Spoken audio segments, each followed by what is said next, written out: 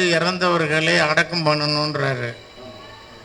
நாங்கள் எங்கள் பொண்ணை கொண்டு போய் ஐயர் பையனுக்கு கொடுக்குறோம். கொஞ்சம் நினச்சி பாருங்கள் நாங்கள் எந்த மாதிரி ஒரு நிலைமையில் செய்கிறோன்ட்டு. கொடுத்தோம். நாங்கள் எங்களுக்குள்ளே பேச்சுவார்த்தை நடத்தும் போது பையனுடைய அம்மா எல்லாரும் பேசிட்டான், அண்ணன் ஒன்றுமே பேச மாட்டேங்கிறாரு. என்ன பேசுகிறேன் அப்படின்னு உட்காண்டிருந்தேன்.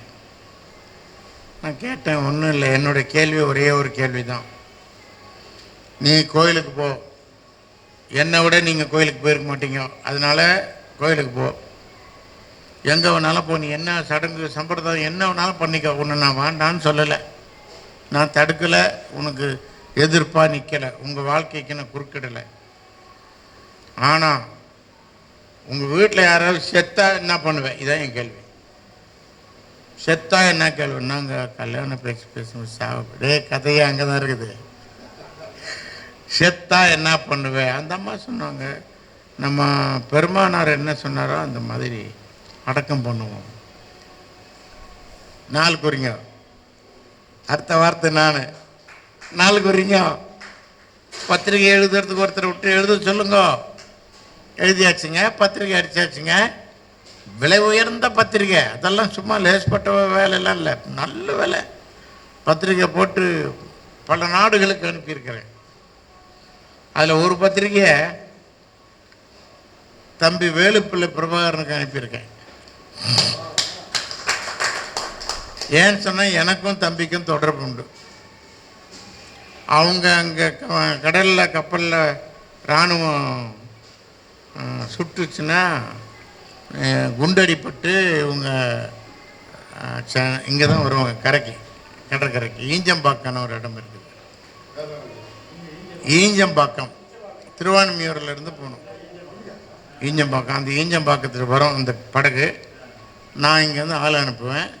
படகுலேருந்து அவங்கள இறக்கி நாங்கள் எங்கள் வண்டியில் ஏற்றிக்கிட்டு எங்கள் இடத்துக்கு வந்துடுவோம். உள்ளே இருந்த குண்டெல்லாம் நான் எடுத்துருவேன். ட்ரீட்மெண்ட்லாம் பண்ணி அங்கேயே வச்சு ஒரு 15 நாள் சிகிச்சை பண்ணி நல்ல சந்தோஷம் நடக்க வச்சு இங்கேருந்து கூட்டிகிட்டு போய் கடற்கரையில் போயிட்டு அந்த போட் வந்திருக்கும் ஏற்றி விட்டுருவேன். இப்படி எங்களுக்குள்ள ஒரு உறவு. நான் ஒரு பைசா வாங்கினதில்லை. உலகத்தில் ஒரே ஒரு தமிழன் தான் இருக்கிறான், அவனுக்கு நம்ம துணை இருக்கிறோம் அப்படின்ற எண்ணம் எனக்கு ஒரு பெருமையாக அப்படி. அதனால் நான் சும்மா பேருக்கு அனுப்புனாங்க.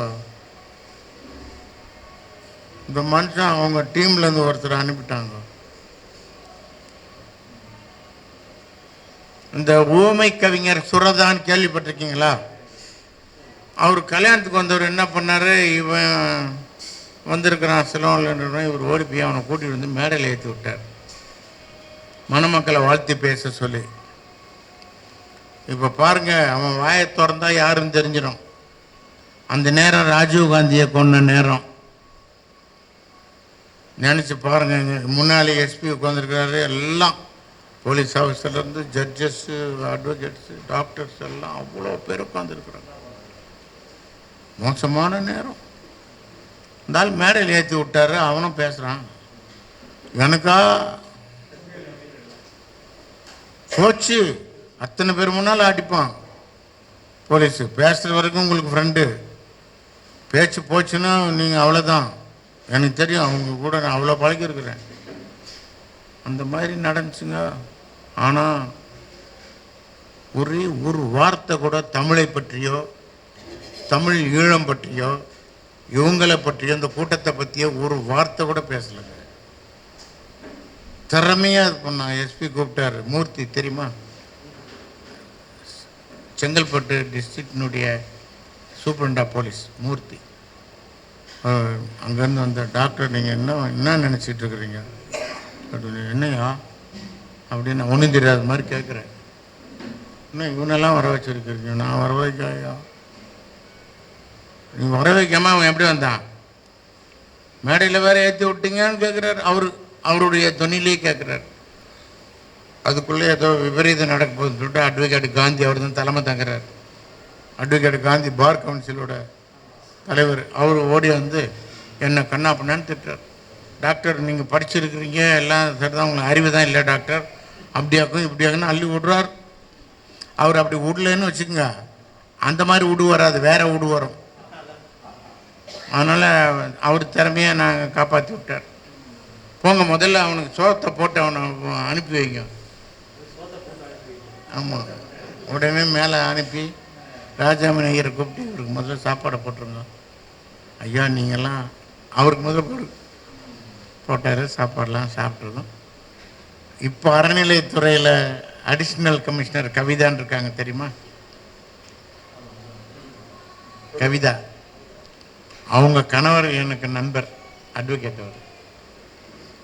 அவர் வந்துட்டு அவர்கிட்ட இவரை ஒப்படைச்சி இவர் கொண்டு போய் ஈஞ்சம்பாக்கத்தில் விட்டு வந்துடுறியான்னு சொல்லிட்டு, அப்போ நான் வந்து 118 ஒரு கார் வச்சுருந்தேன், அதை கொடுத்து விட்டு காப்பாற்றி விட்டாச்சு. அது ஒரு எதுக்காக இது சொல்ல வரேன்னு கேட்டால், அவ்வளோ இன்னல்களை பட்டு நாங்கள் வந்துட்டு ஜாதி மதத்தை தூக்கி வீசிட்டு நான் வந்துட்டு கல்யாணத்தை நடத்தியிருக்கிறோம். ஐயா, நம்ம சன்மார்க்க அன்பர்கள்கிட்ட போனாக்கா ஈவு இறக்கம் இல்லாத கேட்குறாங்கய்யா, என்ன ஜாதி அப்படின்னு கேட்குறாங்கய்யா. கஷ்டமாக இருக்குதுய்யா. அதுக்காகவாது இந்த உலகம் அழியோனா சன்மார்க்கிகளுடைய பேரை காப்பாற்றுறது மனசு ரொம்ப என்ன பண்ண சொல்கிறீங்க? அப்படி தான் இருக்கிறாங்க, ஒன்றும் பண்ண முடியல. அதனால தான் நான் திட்டுறேன், மனசு வருந்தி திட்டுறேன். இப்படி நடக்குது. எது எடுத்தாலும் அவங்க அதை பார்க்குறாங்க, ஜாதி பார்க்குறாங்க. அதுதான் முதல் குற்றம்னு சொல்லி ஐயா கண்டுபிடிச்சார். அதனால தான் அவர் சொன்னார், ஜாதியிலே, மதங்களிலே, சமய நெறிகளிலே, சாத்திர சந்தடிகளிலே, கோத்திர சண்டையிலே, ஆதியிலே அபிமானித்து அலைகின்ற உலகீர் அலைந்து அலைந்து நீர் வீணி அழிதல். எவ்வளோ அழகாக சொல்லி நம்மளை வெளிப்படுத்தி. நான்லாம் நாத்திகையா, 100 விழுக்காடு நாத்திகன். பெரியார் மாதிரி திருட்டு நாத்திகன் இல்லை, உண்மையான நாத்திகன். புரியுதுங்களா? நான் கோயிலெல்லாம் போய் திருடுவேன். எதுக்கு? திருடுறதுக்கா? உன் கடவுளுக்கு பவர் கிடையாது, எனக்கு தான் பவர் அப்படிம்பேன். திருவான்மையூர் மருந்தீஸ்வரர் ஆலயத்தில் நான் பாட்டுக்கு நட சாத்துறதுக்கு முன்னாடி உள்ளுக்கு போயிடுவேன். துட்டை உண்டியில் இருக்கிற துட்டெல்லாம் எடுத்துன்னு தான் வெளியே வருவேன். எனக்கு அவன் கடவுளோ இல்லையோ, அவன் எனக்கு துணை. ஆமாம், எல்லாத்தையும் தள்ளின்னு வந்துடுவேன். ஆமாம், அந்த மாதிரியெல்லாம் நான் வந்து நாத்திகனாக இருந்தவன். இன்றைக்கு அவனின்றி அணுவும் அசைவதில்லை, இறைவன் மிகப்பெரியவன் சொல்லி நான் உறுதியாக நிற்கிறேன். அதுக்கு காரணம் ஐயா கொடுத்த பாடல் தான். அவ்வளோ விஷயங்கள் சரண்டராக இன்னும் அதுக்கு பேர் தான் பக்தி. புரியுதுங்களா? உங்களை நீங்கள் கொடுத்துடணும், விட்டுறணும். நான் வேணுன்னா அவன் கொடுக்கல, திட்டு போய் அதெல்லாம் சொல்லக்கூடாது. நீங்கள் வேண்டதை கொடுக்கறதுக்கு ஒன்றும் அவன் இல்லை. 700 சில்லற கோடி மக்கள் இருக்கான் உலகத்தில். இவன் இப்படி தான் வாழணும், இப்படி தான் அவனுடைய இதுன்னு எழுதி அனுப்பிட்டான். அவன் நினச்சிக்கிட்டு தான் நடக்காது.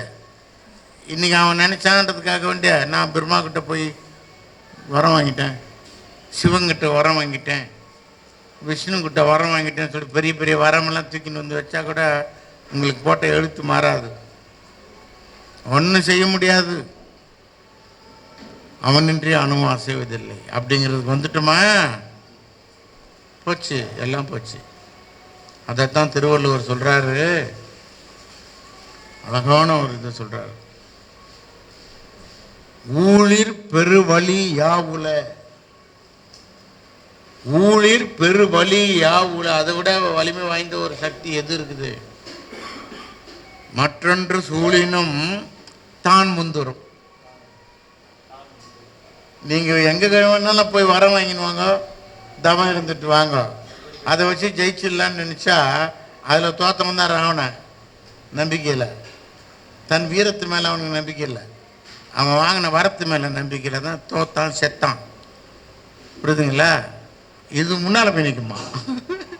எப்பேற்பட்ட வலிமை வாய்ந்த சக்தியை நீங்கள் வாங்கினு வச்சுருந்தா கூட, மற்றொன்று சூழினும் தான் முந்துரும். அங்கே தான் இறைவன் இருக்கான். மாற்ற முடியுமா? இதை தெரிஞ்சு நடக்க வேண்டாமா? இதை நம்ம ஒவ்வொருத்தருக்கும் சொல்லணும், அவசியமாக எடுத்து வைக்கணும். அதுக்கு தான் திருவள்ளுவர் எழுதிட்டு போனார். அவர் சொல்லாததே இல்லை, அவ்வளோ சொல்லியிருக்கார். இறைவன் அப்படிங்கிறத நாடிட்டால் போதும். அதுதான் சன்மார்க்கம், அதுதான் இறை நம்பிக்கை, அதுதான் பக்தி. நான் கேட்டதை கொடுக்கல, தொட்டு பையன் அவன் பேமானி கம்யூனிட்டி எல்லாம் எப்படி ஆண்டவனுக்கு எல்லா பட்டமும் சுட்டுறது. அம்மா அவன் இவங்க வச்ச வேலைக்கார மாதிரி. இறைவன் வணக்கத்துக்கு உரியவன், அவ்வளவுதான். அதோடு நிறுத்திக்கணும். உங்களுக்கு ஆக வேண்டியதெல்லாம் அவன் பார்த்துக்குவான், அது நடந்துக்கும். நீ வணங்குறதே இல்லையா? சொமனாங்கட்டியும் வச்சுன்னு அந்த வேஷம் அந்த மாதிரி பட்டையை போட்டே வச்சுக்கிட்டு இருந்தால் அதெல்லாம் நம்பிக்கையோ பக்தியோ ஆயிடுமா? ஆகாது. ஊன் உடம்பு ஆலயம் உள்ளம் பெருங்கோயில். எவ்வளோ பெரிய சொல்லு பார்த்தீங்களா? இறைவன் உள்ளத்தை தான் பார்க்குறான். இவர் சொல்கிறாரு, வேமண்ணா, ஆந்திராவில் உள்ள ஒரு ஞானி, வேமண்ண சதகம் அப்படின்னு ஒரு 100 பாடல் எழுதியிருக்காரு. மனச சஞ்சரரே. எப்படி இறைவன் எங்க உறவாடுறான்னா, மனச சஞ்சரரே, உங்க மனதோடு அவன் உறவாடி கொண்டிருக்கிறான்.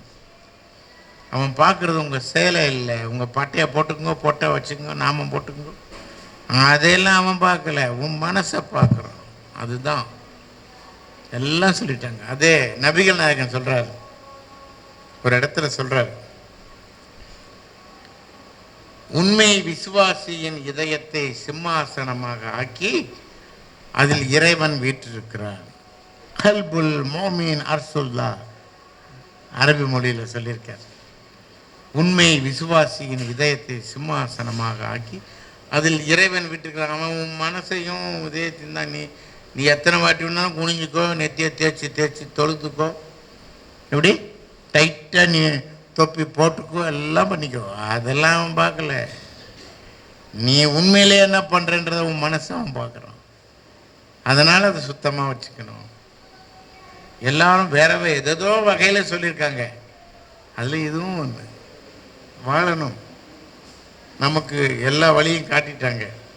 புதுசாக நமக்கு வந்துட்டு வழிகாட்டணும்னு எதுவும் இல்லை, எல்லாம் காட்டியாச்சு. கடை பிடிக்காமல் வீண்படுத்திக்கின்னு அதை அழிவு போய் நாசப்படுத்தினுங்கிறது யாருன்னா நம்ம தான். எதையும் மதிக்கலை, எவ்வளோ சொல்லிட்டாங்க. இன்னும் என்ன தான் சொல்கிறீங்க?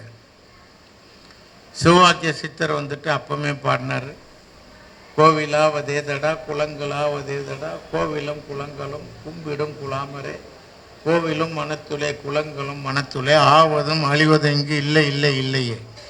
நட்டக்கல்லை தெய்வம் என்று 4 புஷ்பம் சாற்றியே சுற்றி வந்து முணுமுணொன்று சொல்லு மந்திரமேதடா நட்டக்கல்லு பேசுமோ நாதன் உள்ளிருக்கையில் சுட்ட சட்டி சட்டுப்போம் கறி சுவேரி. அவன் உனக்குள்ளே இருக்கிறான், நீ அங்கே பண்ணி என்ன நடக்க போகுது அப்படின்னு எல்லாம் சொல்லிட்டாங்க.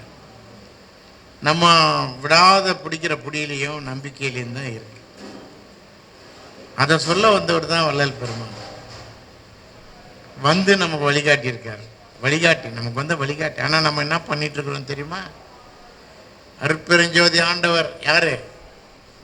வள்ளலார். நம்ம பண்ற தப்பு.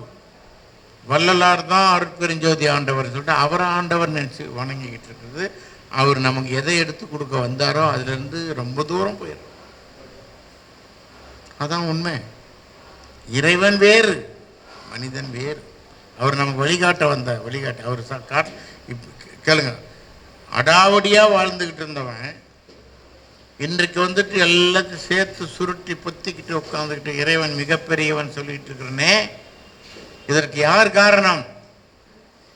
தேவாரமா, திருவாசகமா, திருமந்திரமா, அல்லது குர்ஆனா, பைபிளா?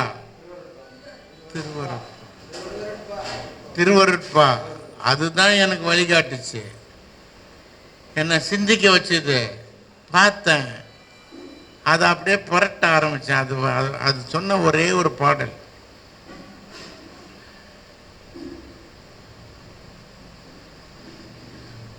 துண்ணன கொடியோர் பிற உயிர் கொள்ள தொடங்கிய போதெல்லாம் பயந்தேன். கண்ணினால் ஐயகோ பிற உயிர் பதைக்க கண்ட காலத்திலும் பதைத்தேன். மண்ணினில் வலையும் தூண்டிலும் கன்னி வகைகளும் கண்ட போதெல்லாம் எண்ணி என்னுளம் நடுங்கிய நடுக்கும் எந்தை நீன் திருவுளம் அறியுன்றார் வள்ளலார் சொல்றார். அது இந்த பாட்டு என்ன ரொம்ப, நான் வந்துட்டு தூண்டி போட்டு மீன் பிடிக்கிறேன். 6 வகையான தூண்டி போடுவேன். கெண்டைக்கு, கெளுத்திக்கு, குறவைக்கு, விராலுக்கு, விலாங்குக்கு, கடல் மீன்களுக்குன்னு சொல்லிட்டு 6 வகையான தூண்டிகளை போட்டு மீன் பிடிக்கிறவன். சின்ன வலை, பெரிய வலை, கன்னி வலை, வீச்சு வலை, இப்படி எல்லா வலைகளையும் பின்னி மீன் பிடிக்கிறவன். அதைத்தான் அவர் சொல்றாரு. கண்ணினில் அவர் மண்ணினில் வலையும் தூண்டிலும் கன்னி வகைகளும் கண்ட போதெல்லாம். இதெல்லாம் பண்றது யாரு? அப்ப அவர் யார பேசுறாரு? என்னதான் திட்டுறாரு? தூண்டி போடுறது கூட பேசுறாரு. 6 வகையான தூண்டி போட்டு கொலை பண்றவன். அந்த மாதிரி தூண்டி போடுறது, வலை பின்னி எடுக்கிறது, மண்ணில் வலை தோண்டி நண்டு பிடிக்கிறது, உடும்பு பிடிக்கிறது, இதெல்லாம் சுட்டி காட்டுறாருங்க அந்த பாட்டில். எங்கள் அப்பா கிட்ட கொண்டு போய் காட்டின ஏழை அவர் சொன்னது சரிதாம்ல அப்படின்னா. அப்போ அவர் சொன்னது சரிதாம்லங்கிறீங்க. நேற்று கூட ராஜி கடையிலேருந்து வஞ்சரம் மீன் வாங்கி சாப்பிட்டுக்கிறோமப்பா, அது இன்னும் இருக்குமே, நீங்கள் அதை தடுத்தது இல்லையேன்னு. தப்பா சரியா? நான் கேட்டது சரியா தப்பா? அப்பா என்ன சொல்கிறேங்க, எல்லாம் நம்ம வழி வழியாக வந்துட்டோம்டா. ஏப்பா வழி வழியாக வந்தவனை தான் சொல்கிறாரு. இதுக்கு பதில் சொல்ல முடியாதுன்னா, கேள்வி கேட்குறதுக்கு ஒரு தகுதி வேணும்டா. நீ எல்லாம் கேள்வி கேட்கக்கூடாது. நீ ஹராமி. ஹராமின்னா கெட்டவன். ஹைவான், ஹைவான்னா விலங்கு. இதெல்லாம் எதுக்கு தெரியுமா அந்த பேரெல்லாம்?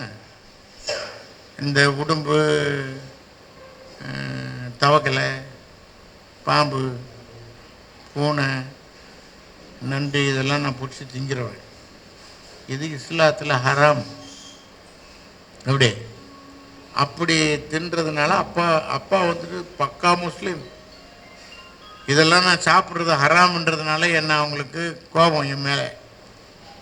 அப்போ பார்த்தேன், நம்ம வந்துட்டு கேள்வி கேட்க தகுதி இல்லைன்னு சொன்னால் அப்போ இந்த சாப்பிட்றதெல்லாம் தானா அப்படின்னு மனசில் வச்சுக்கிட்டு பிடிச்சி கொண்டு வந்து கொடுத்தா திங்க தெரியுமா அப்படின்னு நானான்னு நினச்சிக்கிட்டு பார்த்தேன். இந்த சாப்பிட்ற இந்த ஐட்டம் தான் நம்மளை கேள்வி கேட்க தகுதி இல்லாத ஆகிச்சா, பார்த்துருவோம், இனிமேல் இவங்கள ஒரு கை பார்த்துடலாம் அப்படின்னு சொல்லிட்டு அப்போ விட்டேன். மாமிசம், கோழி, மீன் எல்லாத்தையும் அன்னைக்கு விட்டேன். அன்னையோட விட்டுட்டேன். தூண்டியெல்லாம் கொண்டு போய் சிற்றரசின் ஃப்ரெண்ட் அவங்ககிட்ட கொடுத்துட்டேன். வலையெல்லாம் கொண்டு போய் குணசேகரன் ஒரு ஃப்ரெண்ட் அவங்ககிட்ட கொடுத்துட்டேன். துப்பாக்கிலாம் கொண்டு போய் தாம்பரம் போலீஸ் ஸ்டேஷனில் சரணம். அப்போ பார்த்துங்க என்னுடைய முடிவு எப்பேற்பட்டதாக இருக்கும். நான் அந்த பாடலில் நான் எவ்வளோ ஒரு திருத்தத்துக்கு ஆளாகி இருப்பேன்னு பாருங்க. அப்பேற்பட்டதியா திருவருட்பா, விளையாட்டு இல்லை. சும்மா நம்ம சேர்ந்தோம் நான் திருவருட்பா படித்தேன், அகவல் வாதினேன், இந்த கதையெல்லாம் அடிக்கக்கூடாது. எல்லாத்தையும் விளங்க வேணாம். ஏதாவது ஒரே ஒரு விஷயத்தை விளங்கி நடந்தா போதும். மற்றதெல்லாம் கொண்டு வந்து பின்னால் அவன் கோத்து விடுவான். இதெல்லாம் நான் ஏன் இப்படி பேசுறேன்னு சொன்னா, என்னுடைய அனுபவம் ஐயா. நான் வந்துட்டு அதுல எக்கச்சக்கமான லாபம் சம்பாதிச்சிருக்கிறேன். புரியுதுங்களா? எக்கச்சக்கமான வட்டி வாங்கல, எக்கச்சக்கமான லாபம் சம்பாதிச்சிருக்கிறேன். அப்பேற்பட்டது திருவருட்பாவில் உள்ள ரத்தனங்கள். ரத்தனம், விலை மதிப்பட்ட ரத்தனம். நான் அதை புரிஞ்சுக்கிட்டேன், விளங்கிக்கிட்டேன், அனுபவிச்சுக்கிட்டேன். நான் அப்புறம் எங்கேயா போவேன்? எங்கே போவேன்னு சொல்லுங்க? அதான் அதையே நோண்டிகிட்டு இருக்குவேன். அவ்வளோதான். அதனால தான் அது பேசுறதுக்கு எனக்கு ஆசையாக இருக்கு. எவ்வளோ சொன்னாலும் சொல்லிக்கிட்டே இருக்கலாம். நீங்கள் எவ்வளோக்கு எவ்வளோ இந்த கண்ணாடியை துடைக்கிறீங்களோ அவ்வளோக்கு அளவு அது பளிச்சுன்னு இருக்கும். அவ்வளோ பெரிய விஷயத்தை ஐயா நமக்கு வந்துட்டு ஒன்றுமே இல்லாமல் சர்வசாதாரணமாக கொடுத்துட்டு விட்டார். ஓசில் கொடுத்தா எதுக்குமே மரியாதை கிடையாதுங்க. அவன் அவன் நீ அதை ஓதுனா இவ்வளோ கொடுக்கணும், இதை ஓதுனா இவ்வளோ கொடுக்கணும்னு வாங்குறானே, அவனுக்கு மரியாதை இருக்குதுங்க.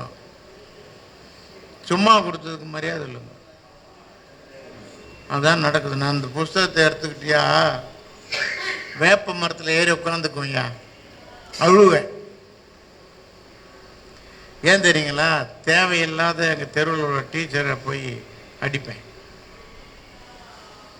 யாரை வேணாலும் அடிப்பேன். ரொம்ப ஒரு யோசிக்கலாம் மாட்டேன், ரொம்ப ஆணவம் பிடிச்சவன். திருவருட்பால உள்ள பாட்டை பார்க்க பார்க்க பார்க்க அவரு சும்மா இல்லாதபடிக்கு அதை தொடுறாரு, இதை தொடுறாரு, ஒன்று ஒன்றா தொடுறாருயா. எனக்கு இதெல்லாம் அப்புறமா நினச்சேன், ஏய் நமக்கு கிடைக்கிற இது என்னது போனஸ், இதெல்லாம் விடக்கூடாது. பொடி எல்லாருக்கும் சொல்லி எங்கே போன எதை எடுத்தாலும் இதுதான் எடுத்துக்காட்டுக்கு வேணும்னா இதிலேருந்து ஒன்று எடுத்து சொல்லி அதுக்கு பின்னாலேயே திருமந்திரத்துக்கு போயிடுவேன். ஏன்னா அதுக்கு முன்னாடி வழிகாட்டினவர் திருமூலர். கொஞ்சம் கொஞ்சம் விஷயங்களை அறிவியல் பூர்வமாக எடுத்து வச்சவர் மாணிக்க வாசகர். அதனால்தான் வான் கலந்த மாணிக்க வாசகன் என் வாசகத்தை நான் கலந்து பாடுங்கால், நற்கருப்பும் சாற்றினிலே தேன் கலந்து பால் கலந்து செழும் கனி தீன் சுவை கலந்து ஊன் கலந்து என் உயிர் கலந்து ஓட்டாமல் இனிப்பது வேங்கிறார் ஐயா. அருமையான பாட்டு. அது வந்துட்டு திருவாசகத்தை பற்றி மிக உயர்த்தி பாடிய பாடல். பஞ்சபூதங்களையும் ஒருங்கிணைந்து ஒரு பாடல் உண்டுன்னா மாணிக்க வாசகர் கொடுத்த வானாகி மண்ணாகி வழியாகி ஒளியாகி ஊனாகி உயிராகி உண்மையுமாய் இன்மையுமாய் கோனாகி யான் எனதென்று அவரவரை கூத்தாட்டு வானாகி நின்றாய் என்று சொல்லி வாழ்த்தணும். என்னையா இதை விட நீங்கள் என்னையா எந்த நாட்டில் இருந்தியா நீங்கள் வாங்கிட்டு வர போகிறீங்க? அறிவுரைய எந்த நாட்டில் இருந்து வாங்கிட்டு வர போகிறீங்க? எவன் நமக்கு சொல்லணும்? எவனும் நமக்கு சொல்ல வேண்டிய அவசியம் இல்லை. எல்லாம் இங்கே இருந்துச்சு. அப்படி பேசுனா நான் ஆணவத்தில் பேசுகிறேன்னு அர்த்தம். ஆணவத்தில் பேசுகிற எல்லாமே இதில் இருக்குதுன்றதுக்காக நான் பேசுகிறேன். எல்லாமே இருக்குது, இல்லாததுன்று எதுவுமே இல்லை.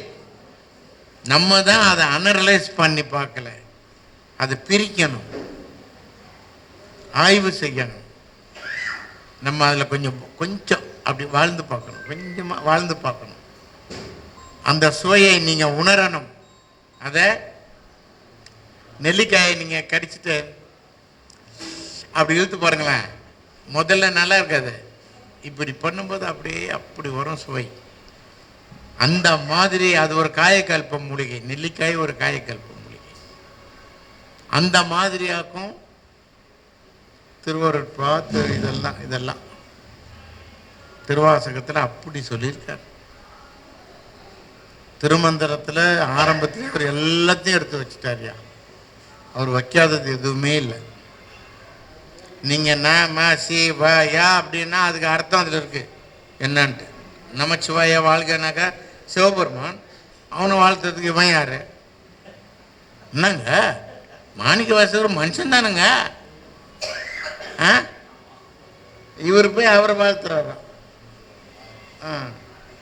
என்னவா நமச்சிவாய வாழ்க, நாதம் தாழ் வாழ்க, இமை பொழுதும் கண் இமைக்கிற நேரத்தில் கூட என் நெஞ்சில் நீங்காதான் தாழ்வாழ்க, கோ கழி ஆண்ட குரு மணி தன் தாழ்வாழ்க, ஆகமமாகி நின்ற அன்னிப்பான் தாழ்வாழ்க, ஏகன் அநேகன் இறைவனடி வாழ்க அப்படின்னு பாடினார். முதல் பாடலை